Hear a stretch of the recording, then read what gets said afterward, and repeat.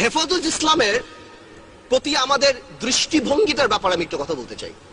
মাই speaker, আমি দেখলাম আলামা শফি সাহেব 90 বছর বয়স, হেলিকপ্টার করে কোথায় গিয়েছেন? বড় নিউজ পেপারে চলে আসলো আলামা শফি সাহেব হেলিকপ্টারে গিয়েছেন। কোথায় টাকা পেল? আমাদের তোফায়েল আহমেদ সাহেব গত 4 বছরে 40 বার ভোলাতে হেলিকপ্টারে গিয়েছেন। এই ব্যাপারে কিন্তু কেউ প্রশ্ন করলেন না। আমি মনে করি মাননীয় স্পিকার, আপনারা আমাকে একটু মাফ করবেন, আপনারা আমাদের ঐক্যতাও আমি একটু কথা বলে নিই। মাননীয় স্পিকার, গত 30 বছর গণতন্ত্রের নামে ক্ষমতার লড়াইয়ে আমরা যেই পরিমাণ গাড়ি ভেঙেছি, আপনারা যেই পরিমাণ গাড়ি ভেঙেছেন, 1 বছরে জাপান এত গাড়ি বানায় না। যত সরকারি সম্পত্তি আমরা আপনারা নষ্ট করেছি, ওই দিয়ে 2টা পদ্মা ব্রিজ বানানো যেত। আমরা যদি বাংলাদেশ জিন্দাবাদ বলে গাড়ি ভাঙি, সেটা সহিংস আন্দোলন।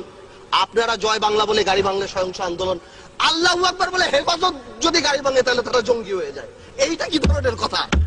মাননীয় স্পিকার, জঙ্গি কেন বলছি? জঙ্গি is a very dangerous term. আমরা যখন এখানে লোকাল পলিটিক্সের জন্য জঙ্গি বলি, বিদেশে আমাদের ভাবমূর্তি সাংঘাতিক ভাবে নষ্ট হয়।